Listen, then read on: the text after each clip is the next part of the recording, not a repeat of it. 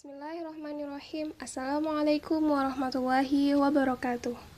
Hello everyone, I'm Nuril Aminah from the second group together with Sarah Apramata, Salvia Ramadhani, and Muhammad Naufal. We will present our material about Tafsir Birra'i. The term Ra'yun is close to its meaning, freedom to ask reason, which is based on correct principles. According to Sheikh Manna Al-Qatan, Tafsir Birra'i, an interpretation which in the explanation of its meaning or meaning, the Mufassir only holds on to his own understanding. His conclusion istinbat is based on logic alone.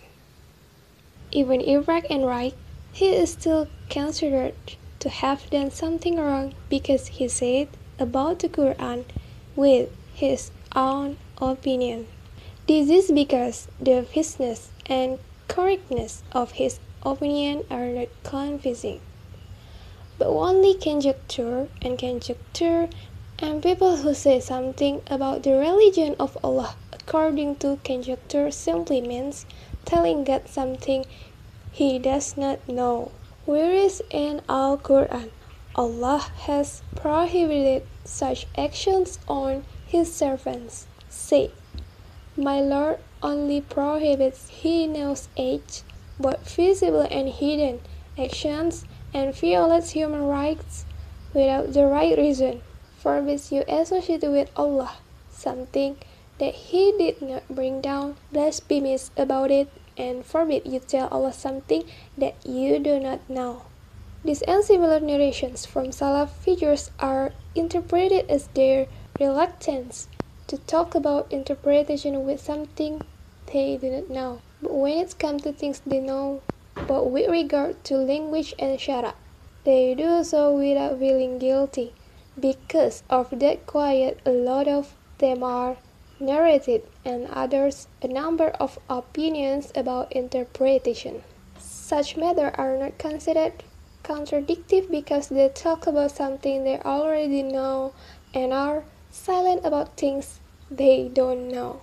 However, if the valid interpretation of the Ma'sur is abounded and turns to an opinion based slowly on Ra'yun, then this is an act of munkar. In this regard, Ibn Taymiyyah emphasized, strictly speaking, anyone who changes from the sect of friends and tabi'in and their interpretation to something that is wrong with him, he has committed wrong deeds and even heresy, because they are the ones who know best about the interpretation of the Quran and its meanings as they are. It is also those who better understand the truth that the Prophet's mission brings. The interpreter who has the most right to the truth in interpreting the Quran, whose interpretation can be known by human, is the one who has the most emphatic point of view regarding what he is interpreting, because his interpretation is based on the Prophet, not others. This applies to all Pentawil and Mufassir. During retention and interpretation, don't come out of the Salaf opinions, friends and priests from the interpretation of the Khalaf class. Okay, the next material will explained by Sarah.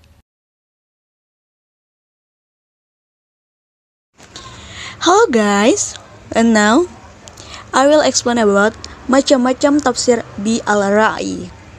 Mengingat tafsir bi al-Ra'i lebih menekankan sumber penafsirannya pada kekuatan bahasa dan akal pikiran mufasir, maka para ahli ilmu tafsir membedakan tafsir ini ke dalam dua macam, yaitu yang pertama, tafsir bi al-Ra'i yang terpuji, al-tafsir al-mahmud, dan yang kedua, tafsir bi al-Ra'i yang tercela, al-tafsir al-madhmum. Tafsir bi al-Ra'i yang terpuji yaitu tafsir yang memiliki ciri-ciri sebagai berikut. Yang pertama, sesuai dengan tujuan al-syari, Allah Subhanahu wa taala. Yang kedua, jauh atau terhindar dari kesesatan. Yang ketiga, dibangun atas dasar kaidah-kaidah kebahasaan. Dan yang terakhir, tidak mengabaikan kaidah-kaidah penafsiran yang sangat penting seperti memperhatikan asbabun nuzul. Tafsir bi al-Ra'yi seperti inilah yang tergolong tafsir yang baik lagi terpuji dan layak digunakan. Tafsir ini juga sering dijuluki dengan al-tafsir al-masyru' atau tafsir yang disyariatkan. Adapun tafsir bi al-Ra'yi yang tercela yaitu ciri-cirinya sebagai berikut. Yang pertama, mufasirnya tidak mempunyai keilmuan yang memadai atau bisa disebut bodoh. Yang kedua, tidak didasarkan pada kaidah-kaidah keilmuan. Yang ketiga, menafsirkan Al-Quran dengan semata-mata mengandalkan kecenderungan hawa nafsu. Dan yang terakhir, mengabaikan aturan-aturan bahasa Arab dan aturan syariah yang menyebabkan penafsirannya menjadi rusak, sesat, dan menyesatkan. That is why this kind of interpretation is also called al-tafsir al-batil. In fact, not infrequently combined into al-false interpretation al-madmum. And next, I will explain about status tafsir bi Ra'yi menurut Syekh Manakat Khalil Al-Qatan. Interpreting the Quran with ra'yu and ijtihad alone without any valid basis is haram, should not be done. Allah said, "Wala taqafu ma laysa laka bihi alim," and do not follow what you have no knowledge of. Surat Al-Isra ayat 36. Rasulullah said, "Whoever speaks about the Quran according to his own opinion or according to what he does not know, let him a copy sit in hell." Nah, dalam redaksi lain dinyatakan barang siapa berkata tentang Quran dengan ra'yunya walaupun ternyata benar, ia telah melakukan kesalahan. Oleh karena itu, golongan salaf berkeberatan enggan untuk menafsirkan Quran dengan sesuatu yang tidak mereka ketahui. Dari Yahya bin Sa'id diriwayatkan dari Sa'id bin Al-Muyassalu, apabila ia ditanya tentang tafsir Al-Quran, maka ia menjawab, "Kami tidak akan mengatakan sesuatu pun tentang Quran." Abu Ubaid Al-Qasim bin Salam meriwayatkan, Abu Bakar Siddiq pernah ditanya tentang maksud kata al-ab dalam firman Allah, wa fakihatan wa abban, Abasa ayat 31. Ia menjawab, "Langit manakah yang akan menaungiku dan bumi manakah yang akan menyanggaku jika aku mengatakan tentang kalamullah sesuatu yang tidak aku ketahui." Bismillahirrahmanirrahim. 2.5. Beberapa contoh kitab tafsir bi al-Ra'yi. Beberapa contoh kitab tafsir bi al-Ra'yi yang sangat besar manfaatnya bagi perkembangan tafsir ilmu tafsir, di antaranya ialah 1. Mafatih al-Ghaib, kunci-kunci keghaiban, juga umum disebut dengan tafsir al-Kabir, karangan Muhammad Ar-Razi Fakhr ad-Din pada tahun 544 sampai 604 Hijriah atau 1149 sampai 1207 Masehi, sebanyak 17 jilid sekitar 32.000 sampai 36.200 halaman, tidak termasuk indeks. 2.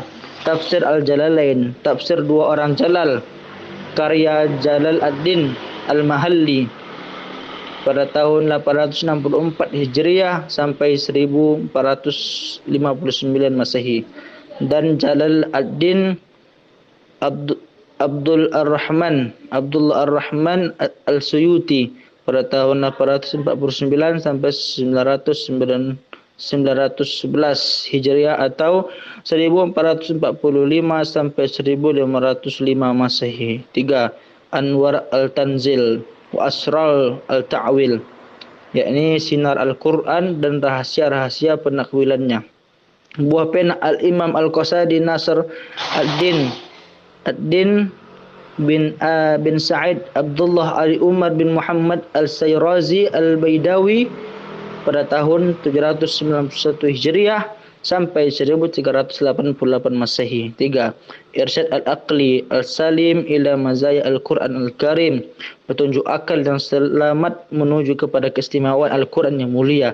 Tulisan Abu Al-Sa'ad Muhammad bin Muhammad Mustafa Al-Ammari tahun 1951 Hijriah atau 1544 Masehi. 5. Ruh Al-Ma'ani, jiwa makna-makna Al-Quran dengan muallif pengarang Al-Allamah Shihab Ad-Din Al-Alusi pada tahun 1270 Hijriah atau 1853 Masehi. 3. Al-Gharaib Al-Quran wa Raghaib Al-Furqan, kata-kata asing dalam Al-Quran dan menggelitik dalam Al-Furqan, karya Nizam Ad-Din Al-Hasan Muhammad Al-Naisaburi pada tahun 724 Hijriah atau 1328 Masehi. 3. Al-Syura Al-Munir fi Al-Anah ala al-ma'rifati kalam Rabbina Al-Kabir, lampu yang bersinar untuk membantu memahami firman Allah yang Maha Tahu. Hasil jeripayah Abu Al-Barakah Abdullah bin Muhammad bin Mahmud Al-Nasafi pada tahun 710 Hijriah atau 1310 Masehi. 8. Tafsir Al-Qazin, lebih populer dengan nama Lubab Al-Ta'wil fi Ma'ani Al-Tanzil, pilihan perwakilan tentang makna-makna Al-Quran, susunan Ala Ad-Din Ali bin Muhammad bin Ibrahim bin Al-Baghdadi yang lebih masyhur dengan panggilan Al-Qazin pada tahun 544 sampai 604 Hijriah atau 1149 sampai 1207 Masehi. Tafsir ini terdiri atas 4 jilid dengan tebal halaman antara 2160 sampai 2250. 9. Tafsir Ar-Ruh Al-Bayan, tafsir jiwa yang menerangkan, karya Al-Imam Asy-Syaikh Ismail Haqqi Al-Barusawi pada tahun 1137 Hijriah atau 1724 Tunggu ya Masehi, setebal 10 jilid dengan jumlah halaman sekitar 4400. 10. At-Tibyan fi Tafsir Al-Quran, keterangan dalam menafsirkan Al-Quran, 10 jilid dengan jumlah halaman 4440, disusun oleh Syekh Abu Ja'far Muhammad bin Al-Hasan Al-Tusi pada tahun 385 sampai 460 Hijriah atau 995 sampai 1067 Masehi. 11. Zaid Al-Masir fi ilmi Al-Tafsir, bekal perjalanan dalam ilmu tafsir, setebal 2768 halaman dalam 8 jilid. Hasil usaha Al-Imam Al-Abi Al-Faraj Jamal Al-Din Abdul Ar-Rahman bin Ali bin Muhammad bin Jauzi Al-Quraisy Al-Baghdadi pada tahun 597 Hijriah atau 1200 Masehi.